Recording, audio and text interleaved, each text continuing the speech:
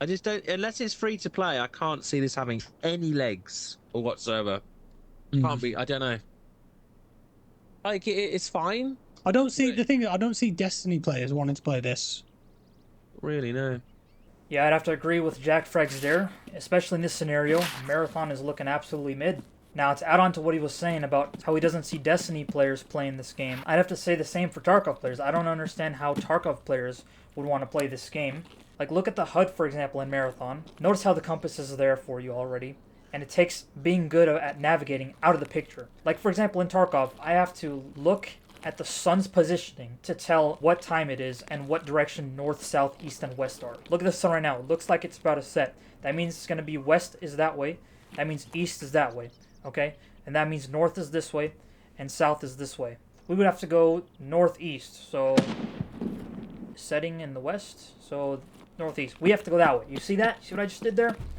We don't always have a compass in Tarkov, so we have to use the sun or the moon's positioning as it rises or sets, and based on that, we have to make our move. Now, that's not to say that the game doesn't have to attune to real life. I'm not saying that. What I'm saying is that notice how the HUD, for example, also shows ammo. Well, now the skill of counting while you shoot your gun is gone from the game, and it is completely taken away. Okay, Mr. Cameron, what are those shots? Anywho.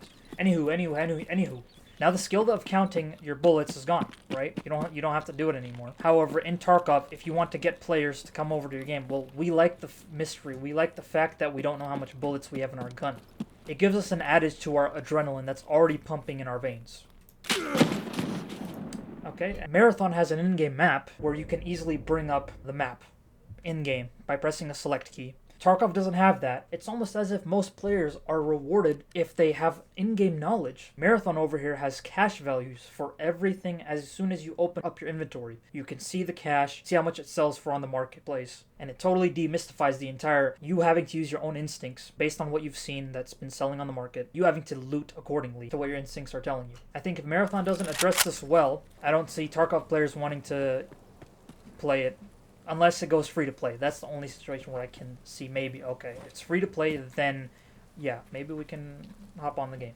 Mr. Cameraman, we need to actually lock in, and I need you to loot, okay? I need you to loot this game and not die, okay? Alright, thank you. But anyways, folks, in other news, we have Oblivion Remaster. It is here, and I got my hands on it. I played it for about 2 hours, and it is absolutely amazing to me. If anything, it's a remake, not a remaster. Now keep in mind, I've never played Oblivion before, so essentially this is like Skyrim 2 for me. Now, one of the things I really loved about Skyrim was the guilds you could join.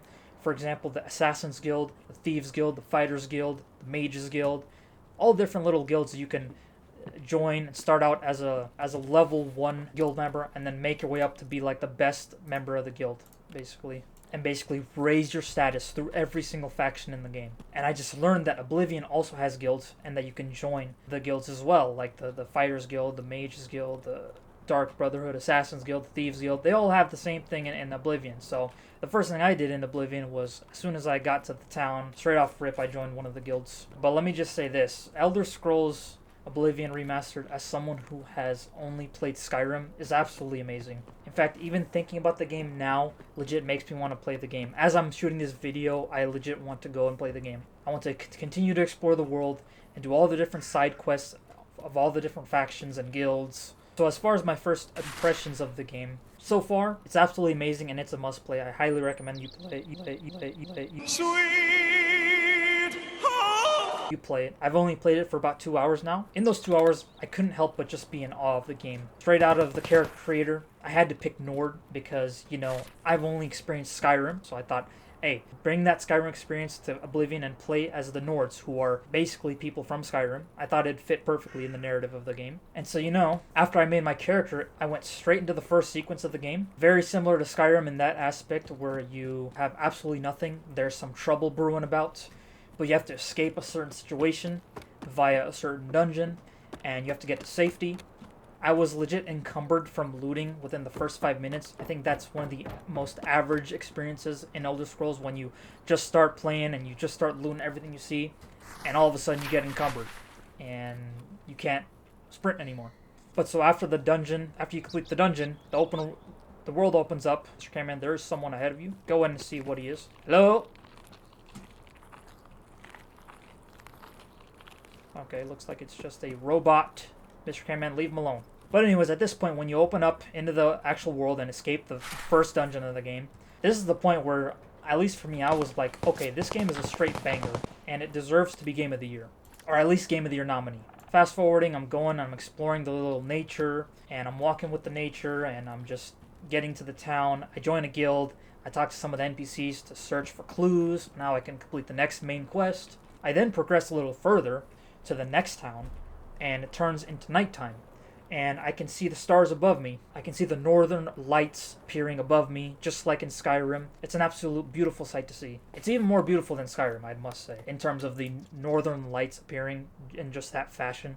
And so while under the night sky, I decide to try out third-person mode, and I find that there's a really addictive thing you can do in third person, where basically you can sprint jump, cancel, sprint jump again, and basically skip jump. And I'll show you a clip of that here. It's so addicting to do this. I might just play third person the whole way because of this, because you can essentially do this little skipping, this hop skipping, and it's very addictive, and it's honestly very fluid. Like, you can see as the player jumps off of the rock, he like goes into a certain motion where he's felt the brunt of that fall and he just kind of took it, and it just has a really fluid look to it. And I think third person might be the way to go for me moving forward. I really like third person mode for this game. Plus the jump skip adds like a 1.5 speed boost to you, so yeah, third person is super addictive. But anyways, as I'm going on to my final hour of playing the game, this is where I get close to the next waypoint, and I find out that I'm legit going into the Oblivion. And I won't spoil anything for you,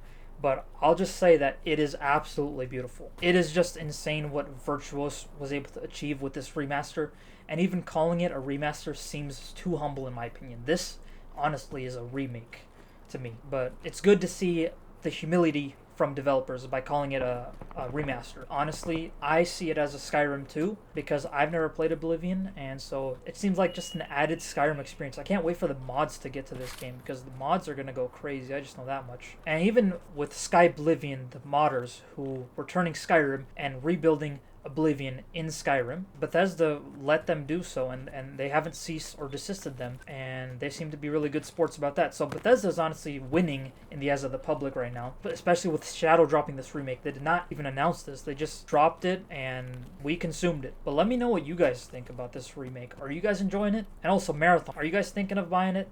Mr. Cameraman, can we extract here? Because I have hastily gone through the news once again, and now we must extract.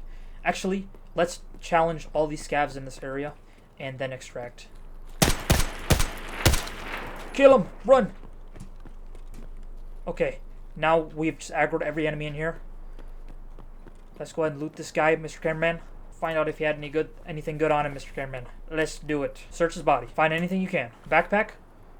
Say less. Oh, apple juice. We're taking that backpack from him. Whoops. Cameraman, what? Have some trigger discipline, please. Do not just dilly-dally around with your shooting. Check your ammo count, please. Thank you. About half. Okay. Let's go extract now. We've got enemies. If they see us, the robots, if they see us, they're going to aggro us. Shoot them quickly, quickly, quickly. Go, go, go, go, go, go, go, go. Go, go, go, go, go.